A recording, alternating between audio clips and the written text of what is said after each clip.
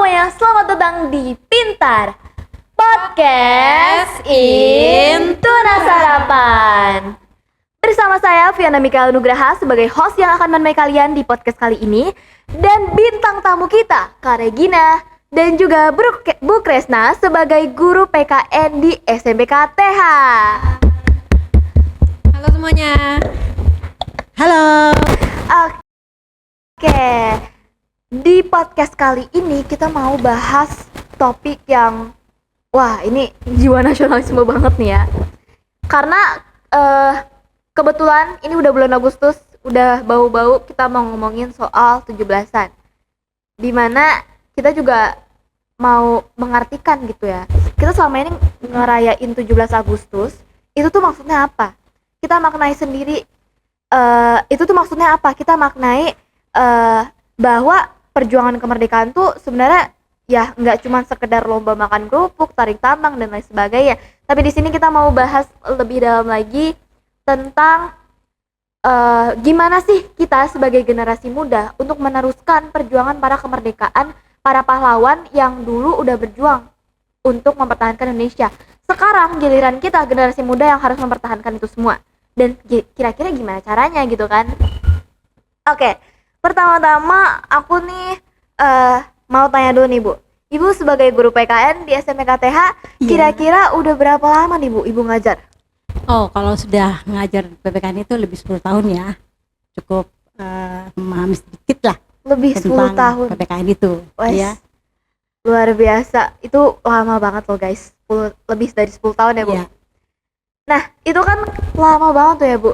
Kira-kira motivasi Ibu dalam mengajar sebagai guru PKN itu apa sih Bu? Oh baik, sebagai guru PPKN tentunya ya, yang pertama untuk memberikan pemahaman dulu nih, apa sih PPKN itu ya? Karena PPKN itu kan berbicara tentang pendidikan Pancasila, berarti di dalamnya tentu ada yang Ibu harapkan nih, adalah karakter, nilai-nilai. Karakter, Iya. Nilai-nilai yang bisa atau yang dapat kita terapkan dalam kehidupan sehari-hari, karena pelajaran PPKN itu kan berbicara tentang bagaimana kita bisa hidup berdampingan dengan sesama nih melalui nilai-nilai yang ada dalam PPKN. Nah, jadi PPKN ini sangat berguna nih buat kehidupan generasi ke generasi, karena nilai-nilai itu menggambarkan kehidupan kita sebagai anak bangsa, yang pasti bahwa nilai-nilai kebangsaan pun ditanamkan melalui pembelajaran PPKN. Begitu Kak Fiona. Oh iya, benar juga sih Bu, karena sebagai orang yang mau meneruskan nilai-nilai itu pasti harus punya motivasi kan Bu, dan itu luar biasa sih Bu, karena nilai-nilai itu dari dulu itu harus diteruskan sama generasi yang baru sampai generasi yang akan datang tuh akhirnya bisa, kan nilai-nilai diterapin ya, akhirnya bisa meneruskan bangsa ini gitu. Iya, jadi di dalam pembelajaran PPKN itu tidak hanya kemampuan dari kognitif kita ya, pengetahuan tentang Pancasila ya, bahkan juga di dalamnya kita bisa belajar tentang ada sebagian sejarah juga ya. Tetapi juga yang paling utama nih adalah moral nih ya. Karena melalui pembelajaran PPKN ini kita mengenal yang namanya nilai sopan santun, nilai hidup bermasyarakat, nilai kemanusiaan ya. Iya benar. Juga bisa kita hidup berdampingan dengan sesama dengan saling menghargai, apalagi kita Indonesia nih ya yang punya Bhinneka Tunggal Ika. Nah, itu penting banget di dalam PPKN ini, dan itu sangat menyenangkan sih bagi siswa yang sebenarnya benar-benar mau memahami, karena ini adalah bagian dari pembelajaran yang sebenarnya wajib untuk ada di sekolah-sekolah nih PPKN itu. Iya, karena yang penting itu nilai-nilainya sih Bu. Ya, nilai-nilai itu. Iya. Oke, sekarang kita mau masuk ke kita mau ulik lebih dalam lagi nih Bu. Kira-kira kalau pandangan Ibu sendiri tentang anak muda Indonesia sekarang itu gimana sih Bu? Iya. Oke, anak muda sekarang ya. Kalau anak-anak muda sekarang ini pastinya ini kan zaman internet ya, teknologi nih. Ya, berarti anak-anak zaman sekarang itu ya mereka itu istilahnya melek teknologi. Melek teknologi. Iya, apa-apa selalu teknologi nih. mau kemana, mau ngapain, semuanya pakai Bergantung teknologi. sama teknologi. Iya, bahkan komunikasi pun media sosialnya lancar banget ya untuk Iya, anak-anak bener. zaman sekarang. Tetapi ya dalam hal seperti ini juga ada tantangannya tentunya. Ya, tantangannya kenapa? Karena saking melek teknologinya, kalau kita zaman sekarang bahkan anak-anak kecil juga ya, anak-anak kecil itu sudah megang HP. Untuk anak-anak zaman sekarang ini, sering lihat kalian kan? Yang masih kecil pun megang HP. Iya, bahkan kalau kita lihat ada anak-anak nangis kalau nggak pegang HP nih. Iya. Bahkan orang tuanya sendiri kadang-kadang anaknya nangis, begitu dikasih HP, anaknya diem. Iya, bener. Gitu ya. Nah, kalau generasi muda nih, generasi muda seperti yang Ibu katakan tadi bahwa mereka itu melek teknologi, segala sesuatunya pakai teknologi. Dalam pembelajaran juga rasanya mereka bosen nih.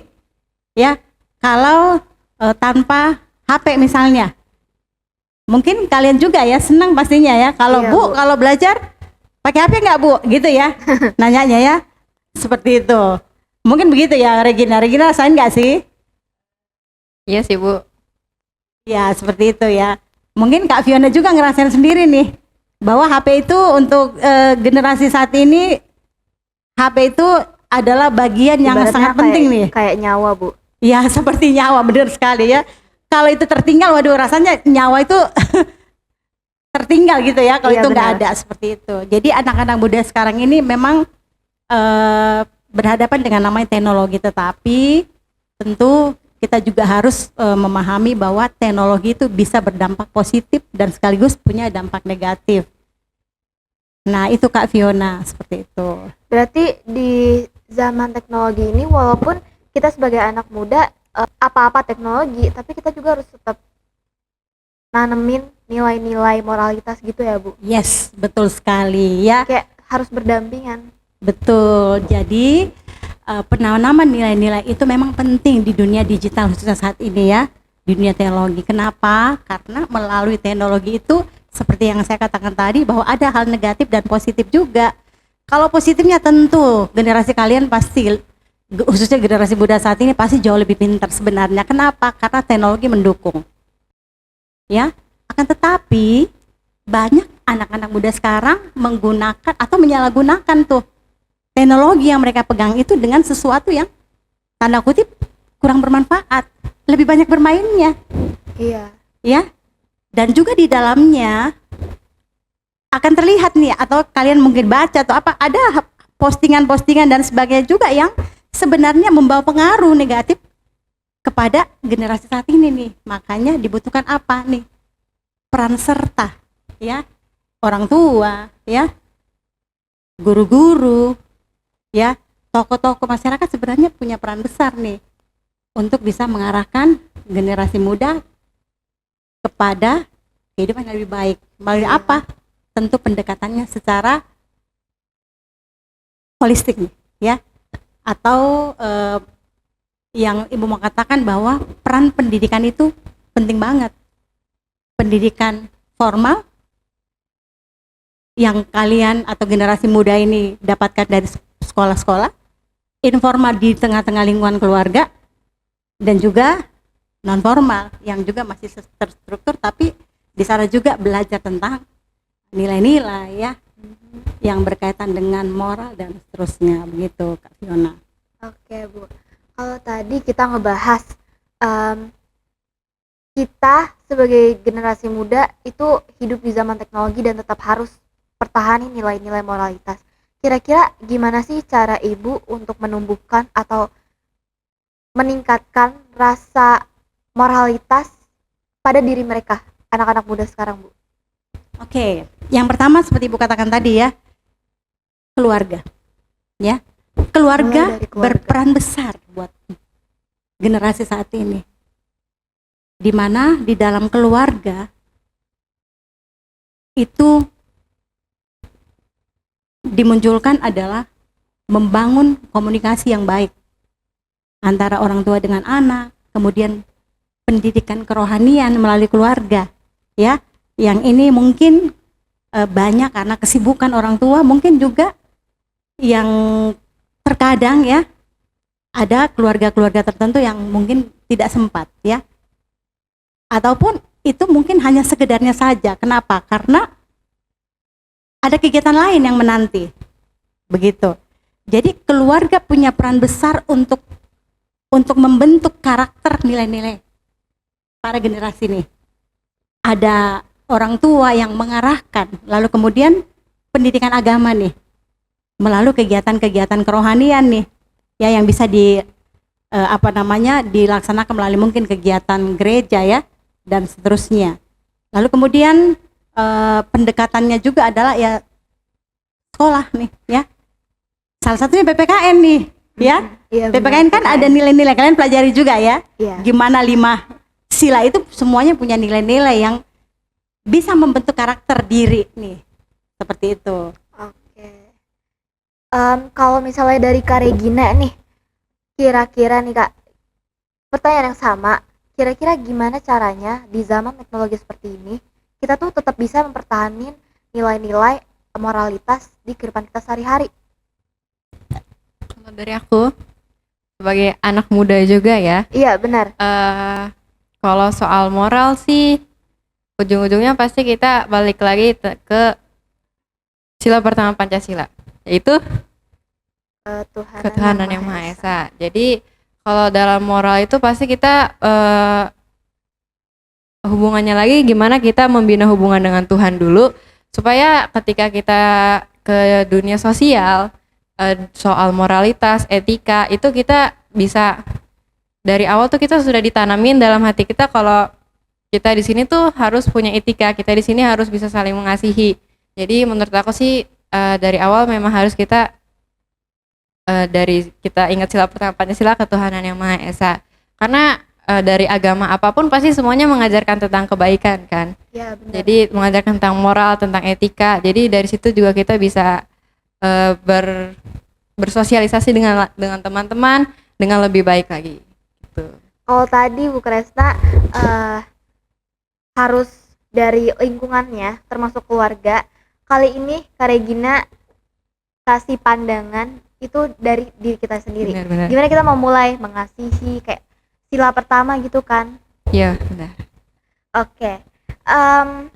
Kira-kira nih Bu, apa sih langkah kecil yang bisa kita lakuin supaya nilai-nilai itu tuh tetap tertanam dan kita lakuin di kehidupan kita sehari-hari?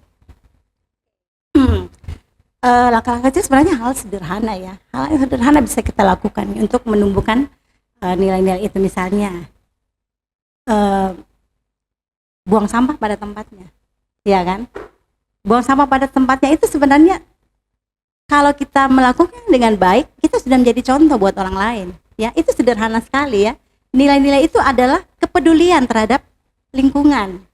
Even itu bukan sampah kita, tapi kita tetap mau sadar. Yes. Itu kita nunjukin kalau kita peduli.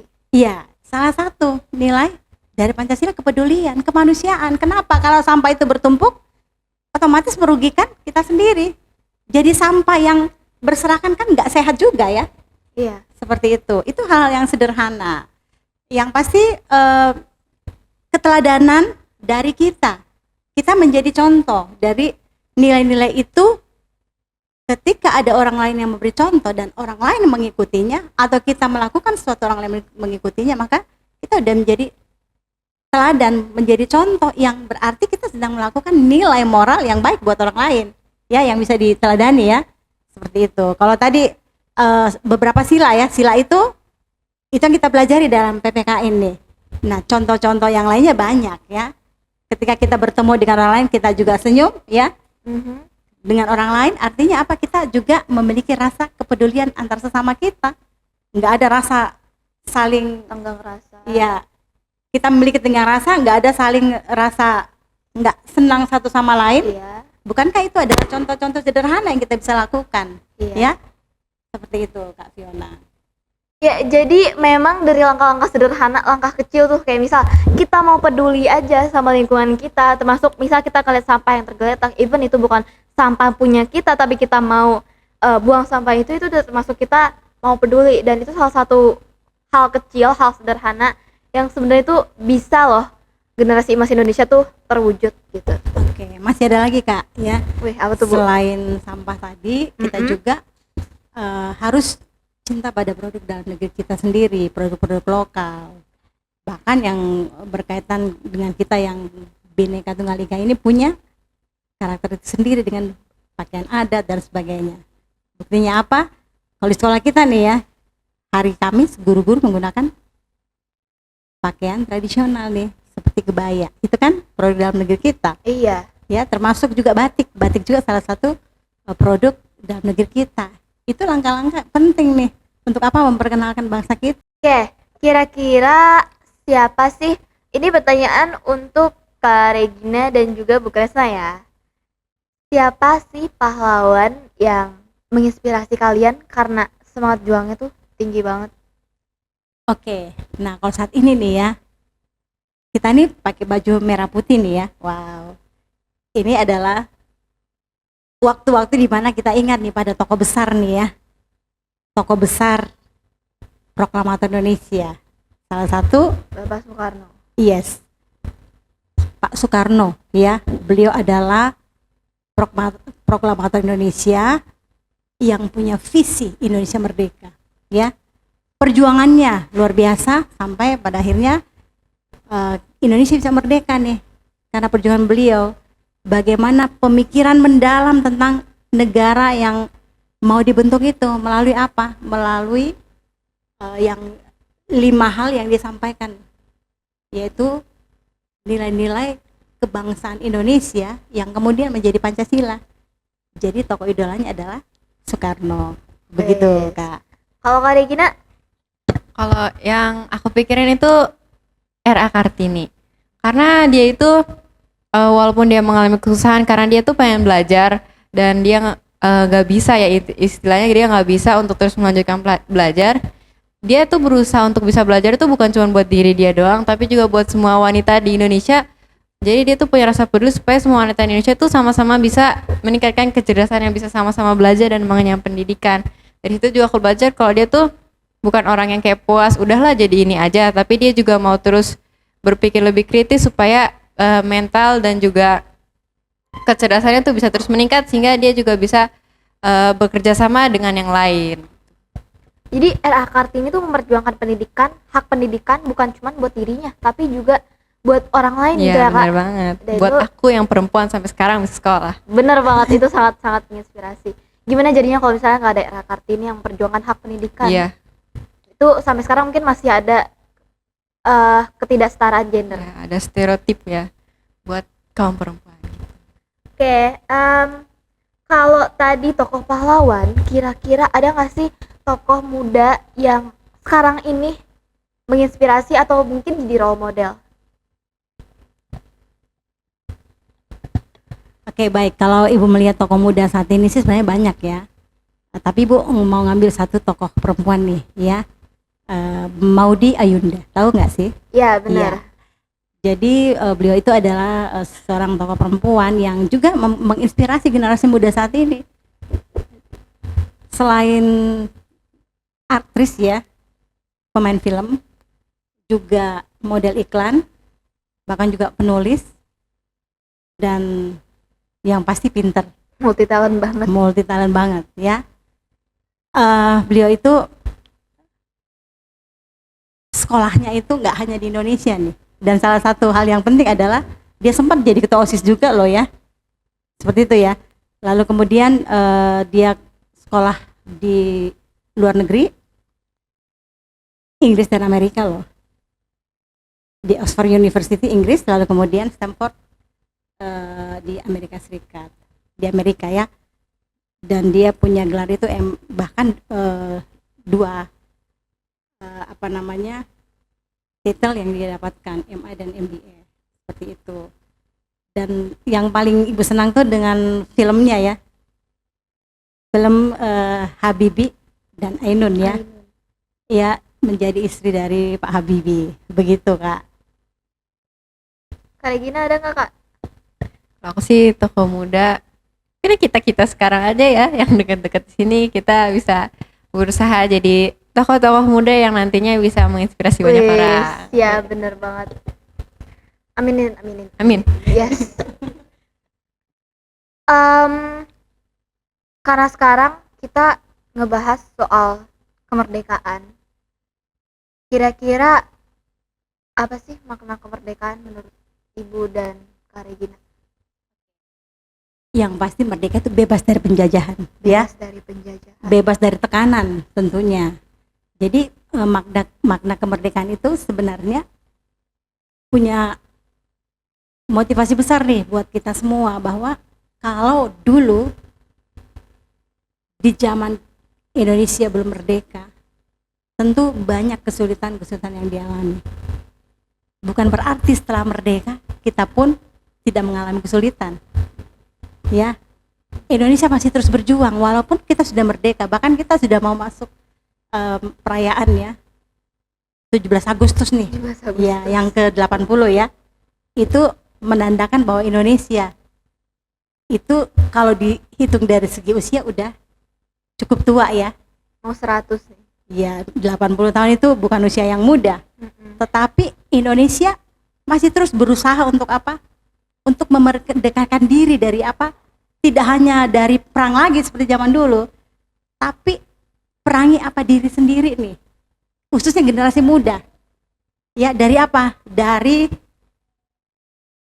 hal yang berkaitan dengan kecanduan teknologi. Itu yang menjadi tantangan. Ya, masih banyak pengangguran di sana sini nih. Ya, bahkan yang saat ini jadi permasalahan tekanan mental dari generasi muda nih. Jadi itu semua harus dibebaskan nih. Untuk sampai kepada titik kemerdekaan memang sedang proses terus menerus ya, dalam hal tidak lagi bebas dari penjajahan perang Tekanan. zaman dulu atau tekan, tapi yang kita hadapi saat ini adalah belenggu kemiskinan masih ada ya. Pengangguran di sana sini ada. Kemudian hal-hal yang berkaitan dengan Indonesia yang masih terus berusaha untuk apa? Mencapai tujuan yang ingin diraih bangsa Indonesia sesuai dengan UUD 45. Yang saat ini tekanannya Ibu harapkan sebenarnya ke pendidikan ya, mencerdaskan kehidupan bangsa. Kita harus membebaskan orang-orang atau pemerintah ya, membebaskan orang-orang yang saat ini masih belum bisa mendapatkan pendidikan yang layak. Seperti itu ya. Jadi merdeka untuk terus berjuang. Iya. Tidak sampai kepada titik merdeka kita hanya bebas dari belenggu penjajahan, tidak, tetapi saat-saat dimana kita memperjuangkan kemerdekaan, hak orang-orang yang menderita, orang-orang yang kelaparan, orang-orang yang masih belum mendapatkan yang namanya keadilan atau keadilan sosial, itu masih terus diperjuangkan. Jadi merdeka adalah bebas dari semuanya itu. Begitu Kak Fiona. Jadi perjuangan kita tuh bukan cuma sampai ketika kita tuh oke, kita udah nggak dijajah lagi sama penjajah, tapi untuk sekarang ini ya tetap harus kita pertahankan dan kita perjuangkan. Karena logikanya ibaratnya tuh gini, sekarang kita bukan lagi dijajah sama para penjajah, tapi kita dijajah sama hal-hal yang berbau ekonomi, politik, dan tadi krisis ekonomi, pendidikan. Itu salah satu hal yang perlu kita buka mata sama hal itu, dan kita tuh sadar kalau perjuangan nggak cuma sampai ketika kita ngangkat senjata doang, bukan saat kita ngelawan penjajah, tapi pada saat-saat inilah kita harus tetap bisa mempertahankan, memperjuangkan semuanya itu supaya kita benar-benar bebas dari tekanan dan kita benar-benar merdeka. Kalau dari Kak Regina, kira-kira pandangan Kak Regina tentang hal ini gimana? Dari pandangan aku udah diambil semua ya jawabannya. Jadi sama sih, dari aku udah nyiapin jawabannya itu sama seperti kata Bu Kresna, adalah bebas dari penjajahan. Kita lihat di sini, bebas itu kan berarti gak dikekang apa-apa lagi, dan penjajahan itu kan berarti sesuatu yang merugikan. Artinya kita udah gak dipegang atau gak ditahan lagi sama sesuatu yang bisa merugikan kita. Mungkin dulu penjajahan itu kita dijajah bangsa asing dan yang merugikan bangsa kita. Tapi kita lihat dari sekarang, banyak hal-hal yang merugikan dalam kehidupan kita dan kita harus bebas dari itu. Kadang hal-hal yang justru benar-benar merugikan tapi itu jadi zona nyaman buat kita. Misalnya males. Ya kayak kan dalam sometimes males itu kayak enak kan. Nunda-nunda itu enak. Zona nyaman. Ya, zona nyaman kita dan kita tapi pada ujungnya itu justru bakal membuat kita sendiri menderita.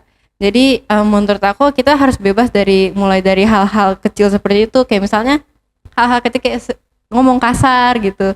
Itu Iya. mungkin awalnya rasanya enak, zona nyaman kita, tapi kalau diterusin itu justru bisa menjadi sesuatu hal yang buruk buat kita. Jadi kita harus jadi menurut aku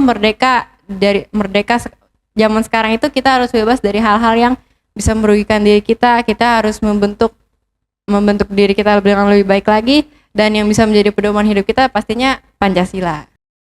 Pancasila, ngomongin Pancasila, berarti kita juga harus numbuhin nih rasa kita cinta sama tanah air kita. Benar. Dan kira-kira nih Bu dan Kak Regina, gimana sih cara kita bisa numbuhin rasa itu, rasa kita cinta tanah air?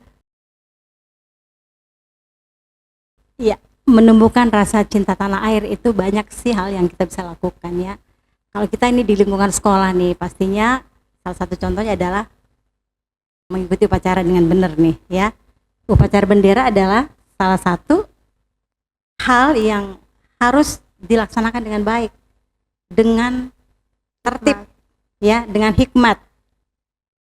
Itu adalah salah satu contoh. Kenapa? Karena ketika kita berdiri di lapangan, kita harus dalam posisi siap, mengikuti dengan tertib.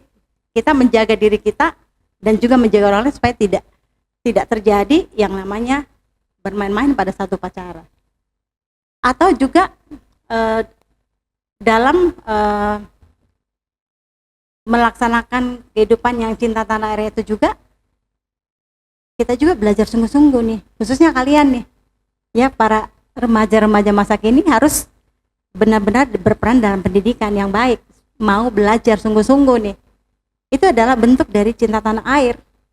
Dan masih banyak contoh-contoh lain, ikut aktif dalam berbagai kegiatan sekolah seperti OSIS, pramuka juga iya ya, dan kegiatan-kegiatan ekstrakurikuler yang lain. Itu adalah hal-hal yang bisa menumbuhkan rasa cinta tanah air. Kenapa? Karena berproses. Karena generasi ini adalah generasi yang akan meneruskan perjuangan bangsa. Iya. Begitu Kak. Kalau Kak Regina? Kalau menurut aku gimana cara menumbuhkan rasa cinta tanah air?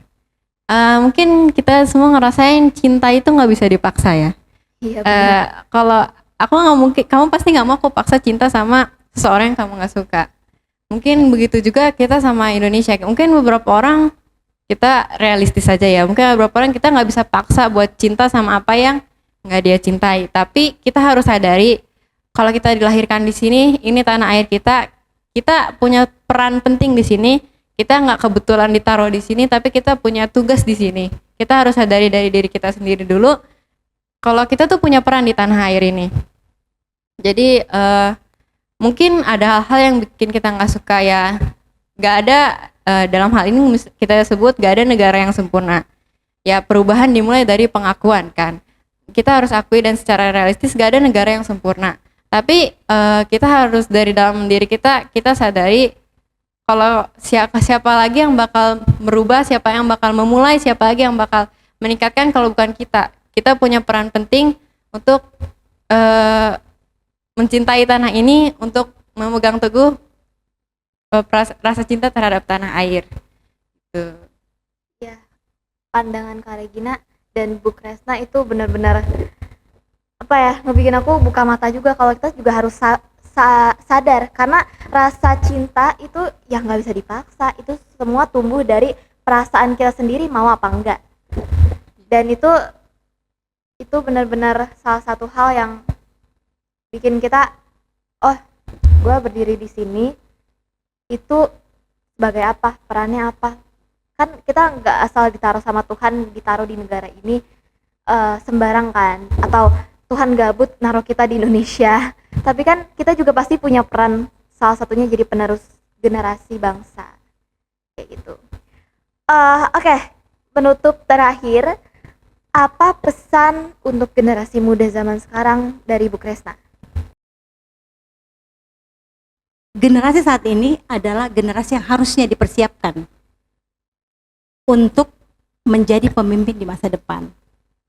Karena itu yang harus dilakukan adalah waktu yang ada ini isilah dengan sesuatu yang bermanfaat.